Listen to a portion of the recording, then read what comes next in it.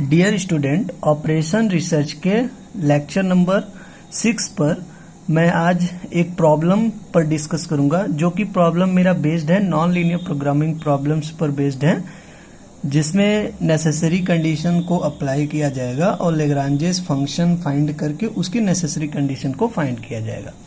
तो इस पर बेस्ड यहाँ से एक क्वेश्चन है कि solve the following non linear programming problems using method of Lagrange's multipliers method. Lagrange's multipliers method का यूज करके हमको एक मिनिमाइज जेड, जो कि मेरा ऑब्जेक्टिव फंक्शन है, वो दिया है 6x1 square plus 5x2 square, subject to constant मेरा दिया है x1 plus 5x2 equal to 3 है। तो ये जो प्रॉब्लम होते हैं ये constraint optimization with equality constraint के लिए है, क्योंकि यहाँ पर जो सब्जेक्ट टू कंस्ट्रेंट दिया है उसके बीच यहाँ पर इक्वल लगा है। तो ये इक्वलिटी कंस्ट्रेंट्स के लिए एक फर्स्ट मेथड होता है सॉल्व करने का, लेग्रांजेस मल्टीप्लायर्स मेथड।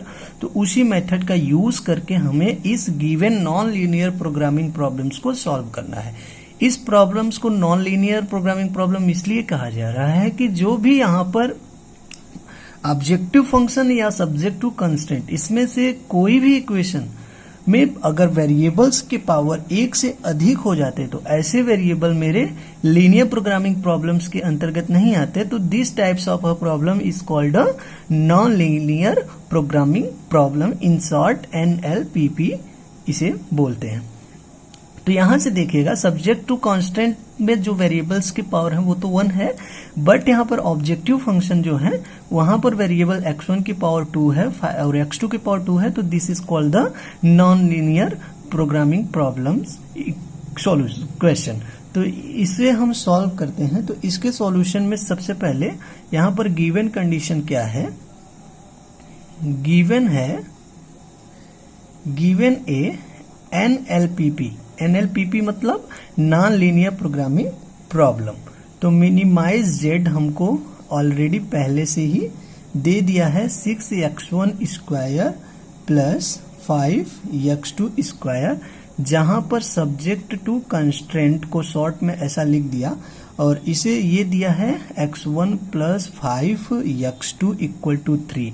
और ऑलरेडी हमें और आपको ये चीज बता चुके हैं हम कि जो वेरिएबल्स होते हैं वो ऑलरेडी ग्रेटर आर इक्वल क्या हो जाता है 0 से। तो फिर यहां से आप डिस्कस करेंगे प्रॉब्लम को। तो लेग्रांजेस मल्टीप्लायर्स मेथड में क्या होता था कि जो भी सब्जेक्ट टू कांस्टेंट होता था उस सब्जेक्ट टू कांस्टेंट में से कांस्टेंट टर्म्स को लेफ्ट हैंड साइड में ले आ देंगे और RHS को 0 कर देते थे, और इसे लेफ्ट हैंड साइड में ले आकर इसे एक अदर Hx1 x2 से मान लिया जाता था और RHS में मुझको 0 करना था। ये लेग्रांजेस मल्टीप्लायर्स को हम यहां से तब इस हिसाब से इसे रेड्यूस करेंगे कि जो मेरा कंस्ट्रेंट है वो रेड्यूस हो जाएगा इस हिसाब से कि द कंस्ट्रेंट कैन बी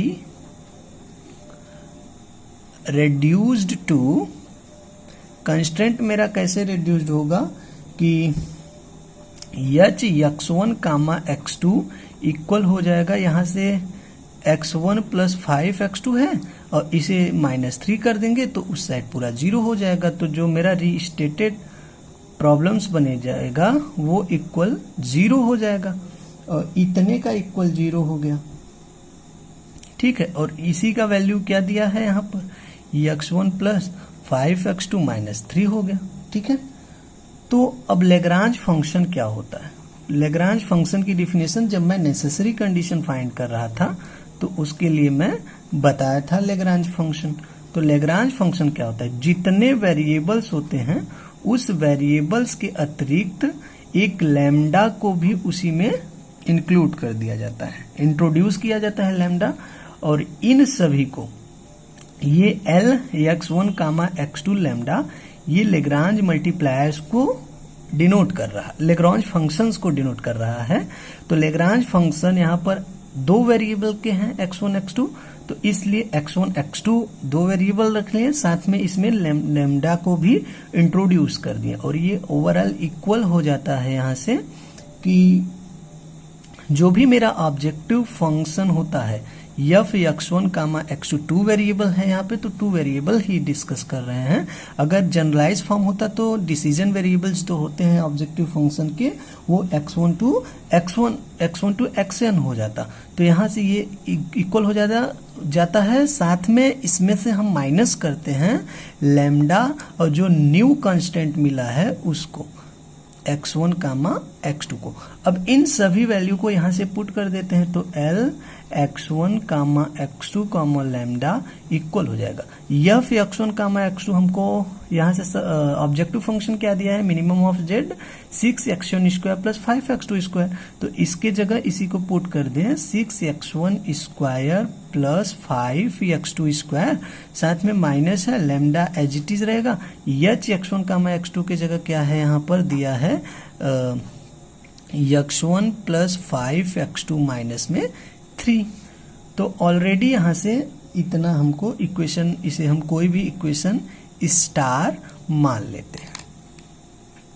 फिर यहां से नेसेसरी कंडीशन मेरा यही कहता है कि the necessary condition are, the necessary condition are.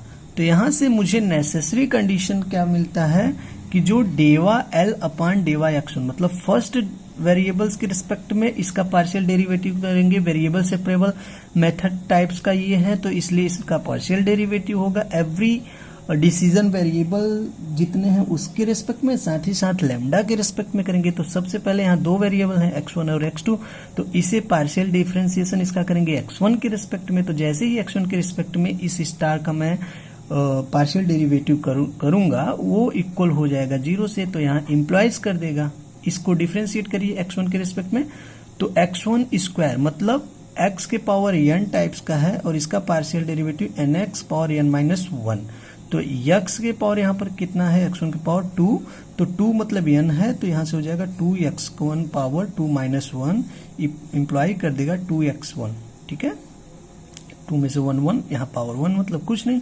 तो इसी हिसाब से इसको जैसे ही सॉल्व करेंगे तो 2 यहाँ पहले आएगा, एक 6 यहाँ से पहले है, तो उस 6 से इस 2 का मल्टीप्लाई होके यहाँ से हो जाएगा कि 12x1 स्क्वायर। क्या हो जाएगा, 12x1 स्क्वायर नहीं होगा, साथ में यहाँ से ये इसमें x1 है नहीं तो कांस्टेंट ट्रीट होगा, ये 0 हो जाएगा। साथ में यहाँ से लैम्डा x1 हो जाएगा और फिर लैम्डा इसमें मल्टीप्लाई जब करेंगे तो माइनस लैम्डा x1 हो जाएगा, फिर plus minus minus 5 lambda x2, फिर माइनस माइनस प्लस 3 लैम्डा। तो ये दोनों टर्म्स में x1 नहीं है, तो ये दोनों कांस्टेंट ट्रीट करके 0 कर जाएगा।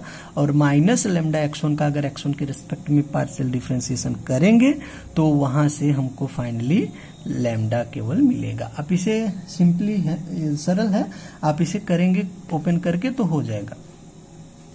तो यहां से आपको ओवरऑल ये जो वैल्यू होता है 0 की इक्वल होगा। लैम्डा को उस साइड भेज देंगे तो लैम्डा इक्वल क्या मिल जाएगा, 12x1। इसको हम इक्वेशन नंबर फर्स्ट मान लेते हैं। साथ में अब इसी को हम डेवा L अपान डेवा x2 फाइंड करते हैं, तो ये भी इक्वल हो जाएगा 0 के। फिर इसे x2 के रिस्पेक्ट में जब करेंगे तो ये 0 हो जाएगा और यहां से उसी टर्म से हो जाएगा, तो यहां हो जाएगा 10x2 हो जाएगा, फिर माइनस 5 लैम्डा होगा और x2 का 1, बाकी सब कांस्टेंट। तो ये इक्वल हो जाएगा 0 के। ठीक है, जैसे ही यहां से ये 0 हुआ तो फाइनली यहां से आप क्या देखेंगे कि 5 लैम्डा को उस साइड भेज देते हैं, तो 5 लैम्डा इक्वल हो जाता है 10x2 के।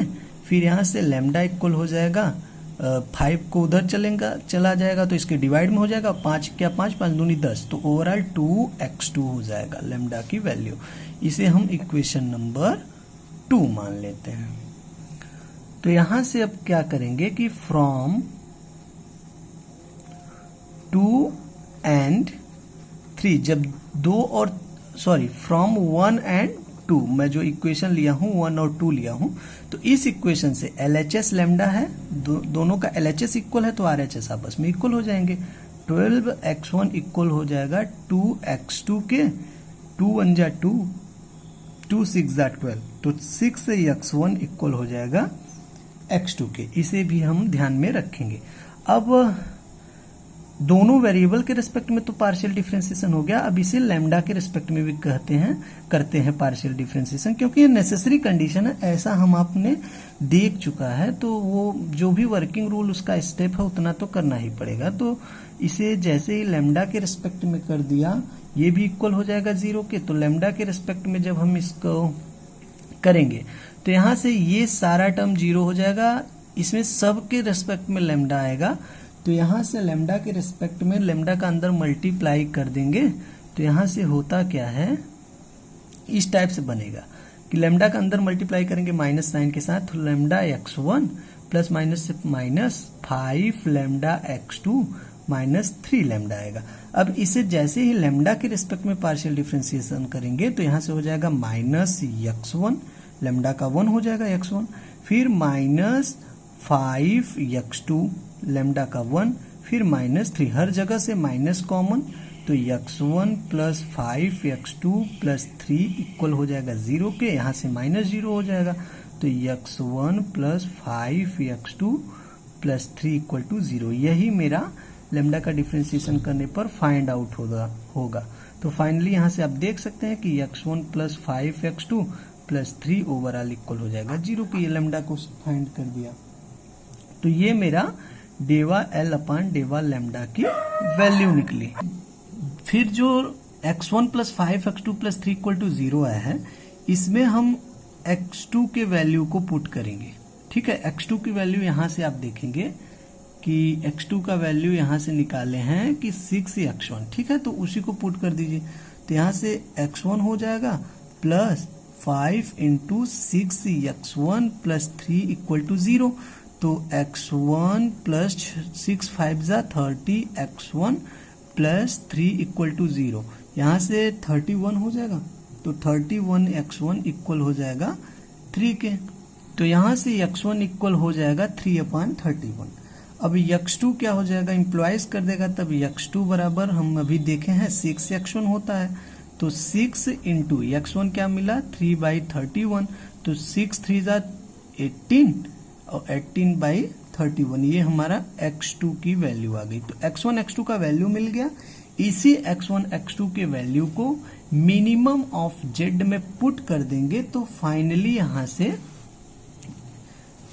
आपको मैं दिखा दूं, मतलब जो x1 3/31 और x2 18/31 आया है, यहीं पर आप पुट करेंगे तो इसका स्क्वायर होल स्क्वायर हो जाएगा, इसका होल स्क्वायर हो जाएगा, फिर उसमें 6 का मल्टीप्लाई और इसको x2 को पुट करने पर होल स्क्वायर करने के बाद 5 से मल्टीप्लाई करेंगे, तो फाइनली यहां से हमको मिनिमम ऑफ z मिल जाएगा 54/31। इसे आप सॉल्व करके खुद से निकाल लेंगे और यही हमारा फाइनली आंसर होगा।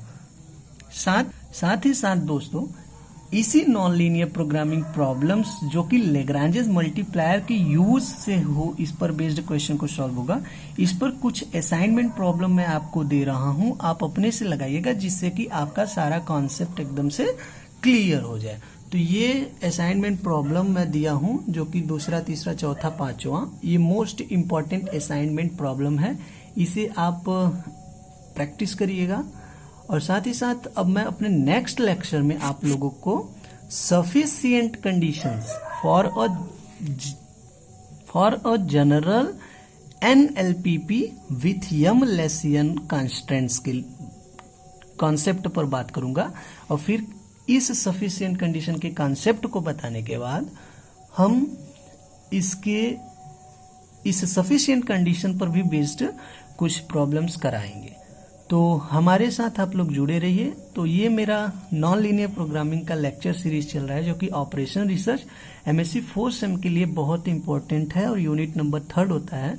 खासतर ये महात्मा गांधी काशी विद्यापीठ यूनिवर्सिटी वाले स्टूडेंट के लिए काफी मोस्ट इंपॉर्टेंट है। मैं उसी के सिलेबस पर ध्यान देकर वीडियो को बना रहा हूँ। बाकी और अदर जगह के लिए भी ये सही होगा। और अगर कोई भी क्वेश्चन आपके अनसॉल्व्ड का है और आप उसका वीडियो पाना चाहते हैं तो आप हमारे कमेंट बॉक्स में एक मैसेज छोड़ दीजिए। उसके बाद मैं अपने टेलीग्राम से आपको ऐड कर लूंगा, जिससे कि आप मेरे टेलीग्राम पे जुड़ के अपने क्वेश्चन को भेज सकते हैं और वहां से हम उसके सॉल्यूशन का भी वीडियो आपके साथ डिस्कस कर सकेंगे। तो please like share and subscribe my YouTube channel और प्रेस द बेल आइकन, जिससे कि हमारे ऑल वीडियोस की नोटिफिकेशन आप तक पहुंच सके। धन्यवाद।